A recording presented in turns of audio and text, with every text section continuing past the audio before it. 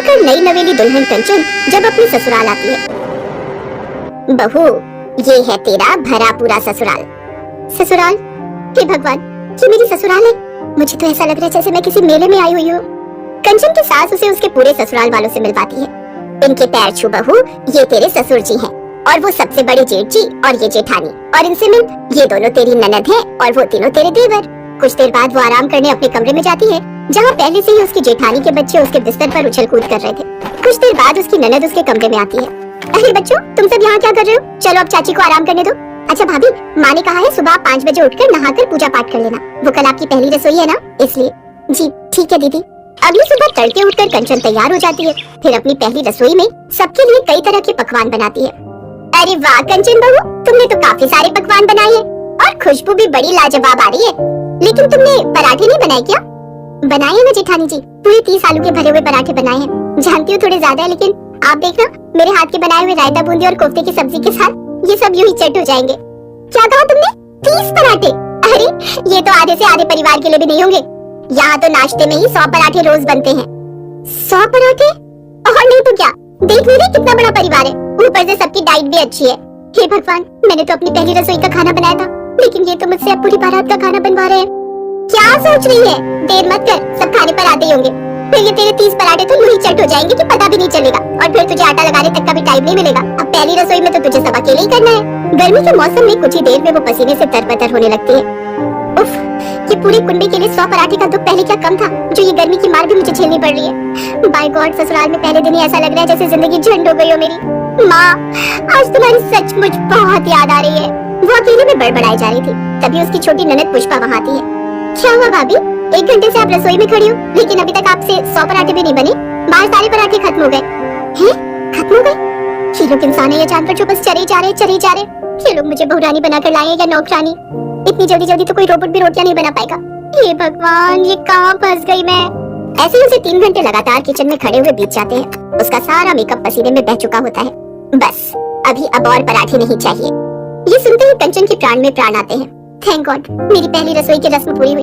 अब कम से कम इसके बाद मुझे यूं 100 पराठे अकेले तो नहीं बनाने पड़ेंगे। शाम को सब औरतें कंचन की मुंह दिखाई के लिए उसके घर आती हैं। अरे बहू की नैनक्श तो अच्छी है, दिखने में भी सुंदर है, लेकिन उसका चेहरा इतना मुरझाया हुआ क्यों है? अब नाश्ते में ही 100 पराठे बनवाएंगे तो चेहरा तो मुरझाएगा ही ना। जी कुछ नहीं, शादी ब्याह की रस्मों में तो बच्चे थक ही जाते हैं। वैसे भी आपको तो पता है आजकल के बच्चों का कितने नाजुक होते हैं। वाह भाई सासू माँ, चिट भी मेरी पट भी मेरी। वाह वाह वाह। उस रात मुंह दिखाई की रस्म काफी देर तक चलती है, जिस कारण कंचन थक जाती है। उफ, ना जाने ये कैसा पेट है इन लोगों का। ऐसा करूंगी, सुबह नाश्ते में मैं सबके लिए इडली सांभर और पोहा बना दूंगी। हाँ ये ठीक रहेगा, वो जल्दी भी बन जाएगा और इस तरह मैं 100 पराठे बेलने से बच जाऊंगी। अगली सुबह कंचन सबके लिए नाश्ते में इडली सांभर और पोहा बनाकर तैयार कर देती है। ये क्या नाश्ते में भला ये इडली सांभर और पोहा कौन खाता है भाई? नहीं, हमें तो पराठे ही खाने।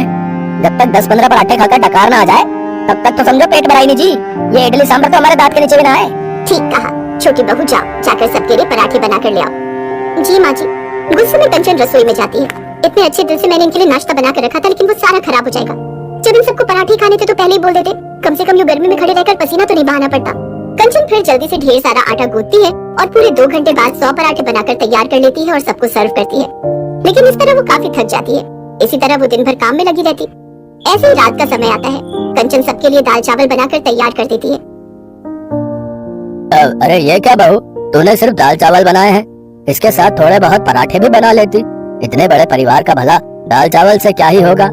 हे राम, फिर पराठे? हाँ, यहाँ सबको पराठे खाने होते हैं। जी तो चाहता है पराठों में जहर डालकर खिला दूं इन सबको। फिर कंचन गुस्से में रसोई में जाकर सबके लिए पराठे बनाने लगती है। ऐसे 2 दिन बीत जाते हैं। तीसरे दिन वो फिर से सबके लिए गर्मी में खड़ी रहकर पराठे बनाती है। फिर दिन में दाल चावल बनाती है, लेकिन तभी उसका सर दर्द शुरू हो जाता है और वो अपने कमरे में चली जाती है।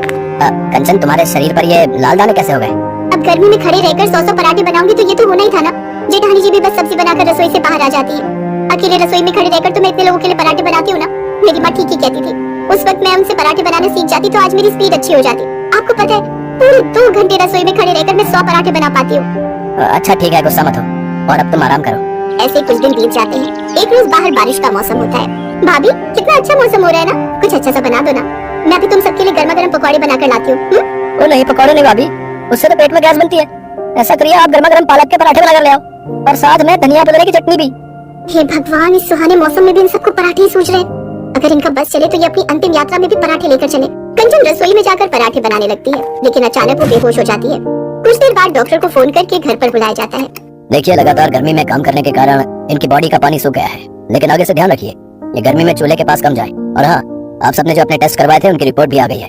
आप सबका फैटी लिवर हो गया है, इसलिए अब से आप पराठे जितना कम खाएं उतना आप लोगों के लिए अच्छा होगा, नहीं तो बच्चों से लेकर बूढ़ों तक सबको अस्पताल भर्ती करना पड़ेगा। डॉक्टर की बात सुनते ही उन सबको अपनी गलती का एहसास हो जाता है और अब वो सब लिमिट से ही खाना खाते हैं और पराठे खाना भी बेहद कम कर देते हैं, जिससे अब कंचन को भी अपने बड़े ससुराल में कोई प्रॉब्लम नहीं रही। मौली एक अनाथ और गरीब परिवार की विदेशी लड़की थी, जिसे एक हिंदुस्तानी लड़का अपने प्यार के झांसे में फंसाकर इंडिया ले आया और कुछ दिनों बाद ही उसका पैसा लेकर भाग गया। ओह गॉड, कितनी चिटनी, अब मैं कहाँ जाऊंगा? शायद तो मैं किसी को नहीं जानता। उसने हमको धोखा दिया। अगर वो मुझे मिल जाए तो मैं उसका मर्डर कर दूं। मौली अकेले बैठकर रो रही थी, तभी वहाँ से गुजर रहे एक लड़के मनीष ने उससे कहा, अब क्या हुआ? तुम क्यों रो रही हो? मुझे बताओ, क्या मैं तुम्हारी कोई हेल्प कर सकता हूँ? मौली ने उसे सारी बात बताई कि कैसे एक लड़का उसे धोखे से इंडिया ले आया और उसके सारे पैसे लेकर उसे धोखा देकर भाग गया। ओह, सो सैड। अब वैसे तुम चाहो तो मेरी कंपनी में काम कर सकती हो। मेरी कंपनी में बहुत से लोग काम करते हैं। तुम अच्छे पैसे भी कमा लोगी और साथ में रहने की जगह भी तुम्हें मिलेगी। ओके। मनीष उसे अपने साथ ले आया और उसे नौकरी के साथ साथ रहने के लिए सर्वेंट रूम भी दिया। मौली जल्दी ही सारा काम सीख गई। मनीष भी उसके काम से बड़ा ही खुश हुआ। मौली अच्छे से अपना काम करने लगी। उसे वहाँ काम करते हुए 1 साल हो गया और उसकी वजह से कंपनी को अच्छा खासा मुनाफा हुआ। साथ में काम करते करते मौली और मनीष एक दूसरे के काफी करीब आ गए और एक दिन मनीष ने मौली को शादी के लिए प्रपोज कर दिया। इस 1 साल में मौली तुम मेरे काफी करीब आ गई हो। मेरा तो तुम्हारे बिना रह पाना भी मुश्किल है। क्या तुम हमेशा हमेशा के लिए मेरी जिंदगी का हिस्सा बनोगी? Will you marry me? Marry? तुम अच्छे से जानते हो ना मनीष, मैं एक अनाथ हूँ और ऊपर से गरीब भी। मुझे इन सब बातों से कोई फर्क नहीं पड़ता मौली। मैं बस इतना जानता हूँ कि तुम मेरी जिंदगी और इस कंपनी की मालकिन हो। और रही बात घर की, तो वो इतना बड़ा है कि तुम सोच भी नहीं सकती। पूरे 100 रूम्स हैं मेरे घर में। इसके बाद मनीष उसे ब्याह कर अपने घर ले आया, जहाँ उसकी माँ कमला उससे कहती है, अरे मनीष बेटा, ये तुम किस परकटी को उठा लाए? माँ, ये तुम्हारी बहू है और मैं इससे प्यार करता हूँ। अच्छा, प्यार तो तुम कुत्तों से भी करते हो, तो क्या उससे भी शादी कर लोगे? ना ओढ़ने पहनने का ढंग, और ये बाल तो देखो परकटी कहीं की। मैं तो नहीं मानती इसे अपनी बहू। सासू माँ, हमको अपना लीजिए, हम तुमको शिकायत का एक मौका नहीं दूंगा। हे राम, ये कैसे बात कर रही है? अगर किसी ने सुन लिया तो मेरी तो कॉलोनी में नाक ही कट जाएगी। बहू, तू जल्दी से अंदर आ।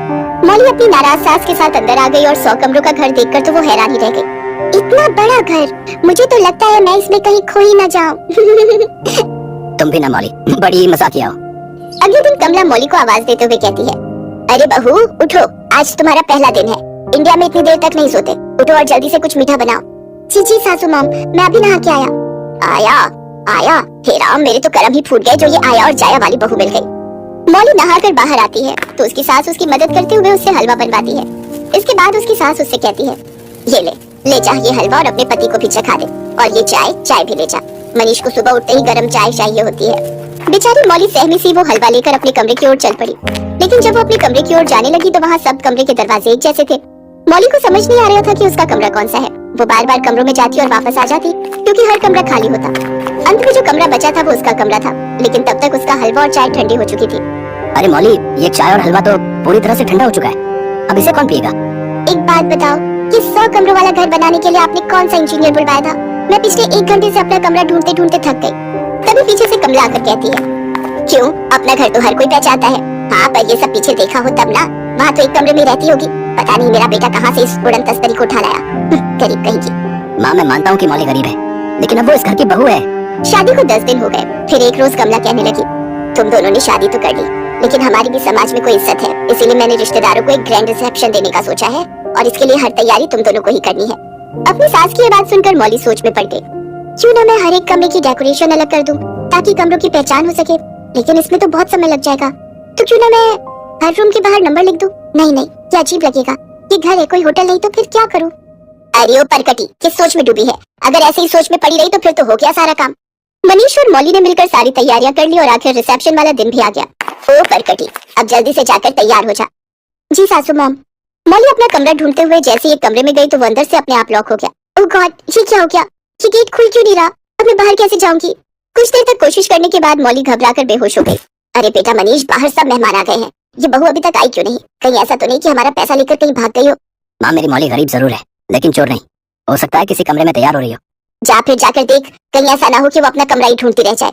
मनीष ने सभी कमरे देख डाले, फिर उसे वो एक कमरे में बेहोश पड़ी मिली। तभी वहाँ कमला भी आ गई। उठो बहू उठो, ये तुम्हें क्या हो गया? मनीष उसके मुंह पर पानी के छींटे मारता है, फिर मौली को होश आ जाता है। भगवान का शुक्र है कि तुम ठीक हो, अगर थोड़ी देर और हो जाती तो पता नहीं क्या होता। सासू मॉम, अपना कमरा ढूंढते हुए मैं यहाँ आई, फिर ये दरवाजा ही लॉक हो गया और डर के मारे मैं बेहोश हो गई। अरे बहू, मैं सास हूँ, कोई जल्लाद नहीं जो तुम्हें इतना डराऊं कि तुम्हें कुछ हो जाए। मैं कल ही इन सब कमरों के दरवाजों पर अलग अलग देशों के नामों की नेम प्लेट लगवा दूंगी, जिससे मेरी बहू को अपना कमरा ढूंढने में परेशानी ना हो। मैं नहीं चाहती कि मेरी वजह से मेरी बहू को कुछ भी हो। सासू mom, you are my real mother. आप क्या बोली अंग्रेजी में? माँ ये कह रहे हैं कि आप तो बिल्कुल उसकी सगी माँ जैसी हो। हाँ तो ये परकटी भी तो मेरी बेटी जैसी है। अच्छा बातें बंद कर और मुझे इस परकटी, मेरा मतलब है मेरी बेटी को तैयार करने दे, सब मेहमान इसका वेट कर रहे होंगे।